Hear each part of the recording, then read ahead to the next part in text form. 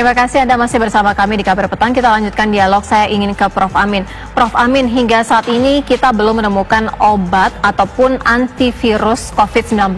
Apakah artinya pandemi ini akan hilang begitu saja atau seperti apa, Prof? Betul bahwa belum ada obat antivirus yang spesifik untuk coronavirus ini.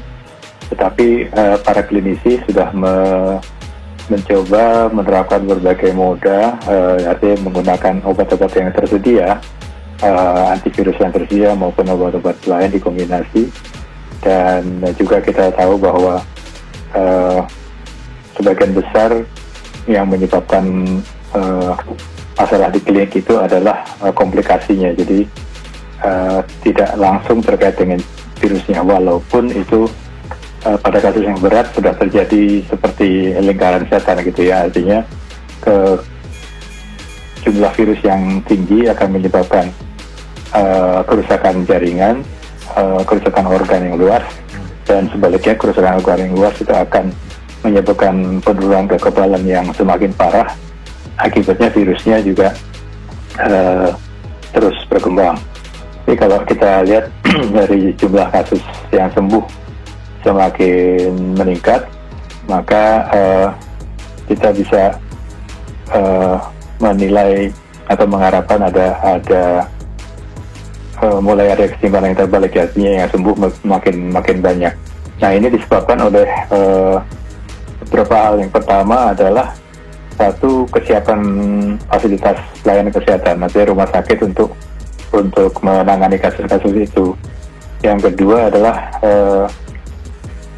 kesadaran masyarakat ya, begitu ada gejala mereka sekarang cenderung lebih memahami dan lebih cepat mendatangi Fasiankes itu untuk mendapatkan pemeriksaan dan pertolongan.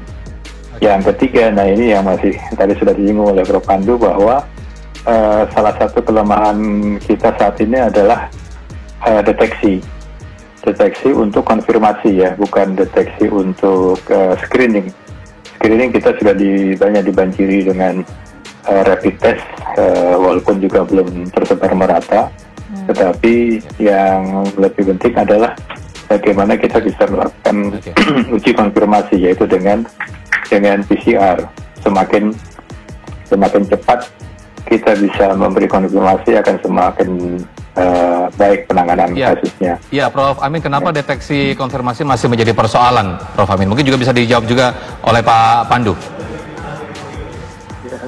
Pertama adalah Pak Pandu. Supply, seperti kita pernah mengalami disruption daripada supply dari reagen. Kalau reagen untuk ekstraksi RNA-nya tiba-tiba terhenti, maka pemeriksaan itu tidak bisa berlanjut walaupun kita mempunyai mesin PCR yang banyak. Jadi mesin PCR itu kita optimalkan, harus ditunjang dengan reagen dan semua kebutuhan agar pemeriksaan itu bisa optimal. Karena kita tidak ingin mengharapkan ada antrian lagi.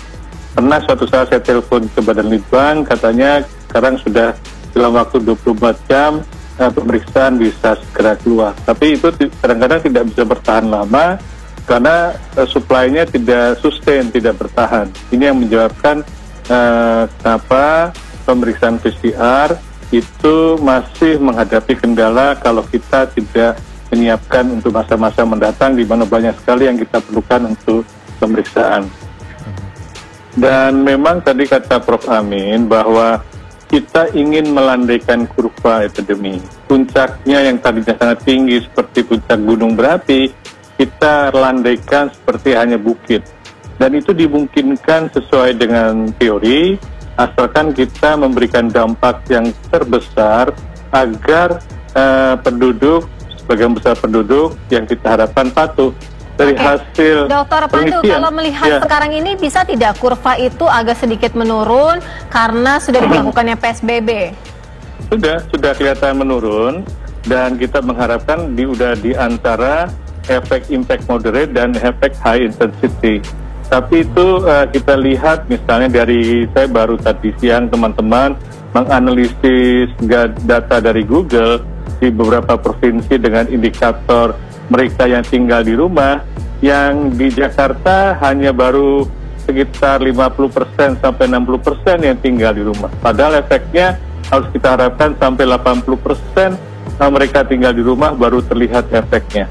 Sedangkan yang paling buruk adalah di sekitar, di bawahnya adalah penduduk di Provinsi Jawa Barat, dan yang terburuk adalah sekitar hanya di antara 30% sampai 40% yang masih keluyuran di luar. Ini yang menjadi masalah. Jadi kita bisa saja bisa menyelesaikan cepat di Jakarta, tapi kalau provinsi lainnya tidak menyelesaikan dalam waktu yang sama, seringkali menjadi tidak siap semua untuk melakukan mencabut pembatasan sosial berskala besar ini. Baik, Pak Pandu, terima kasih atas waktunya. Prof.